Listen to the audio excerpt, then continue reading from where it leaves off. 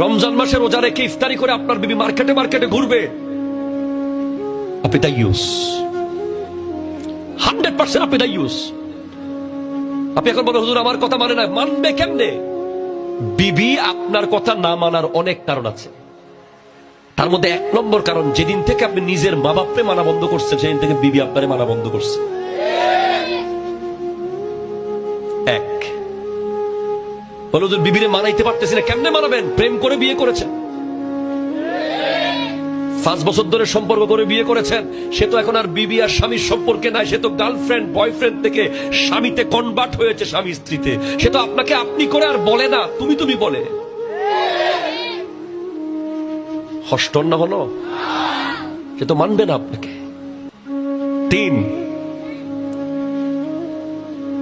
বিবি যখন দেখবে যে আপনি শ্বশুর শাশুড়ির কথা ডাইরেক্ট শুনেন, বাপ মাকে অ্যাভয়েড করেন, শ্বশুর বাড়ি থেকে ফোন করলে ডিরেক্ট দাওয়াতে চলে যান, আপনার উচিত হবে যে বলা যে আমার আব্বা আম্মাকে ফোন দেন।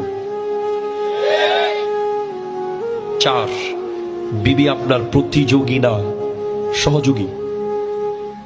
আপনি তার সাথে কোনোভাবে তর্কে জড়াবেন না, কোনো বিষয়ে তর্ক করা যাবে না। তর্ক শুরু হতে চাইলেই কল রিসিভ করে বের হয়ে যাবেন, হ্যালো কে, আচ্ছা আসতেছি। তর্ক শুরু হতে চাইলেই কালকে কথা বলবো, পরশু বলবো বলে স্টপ করে দিবেন।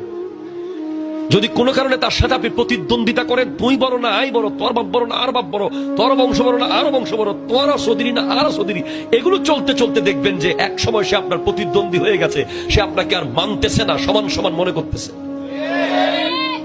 করবেন না।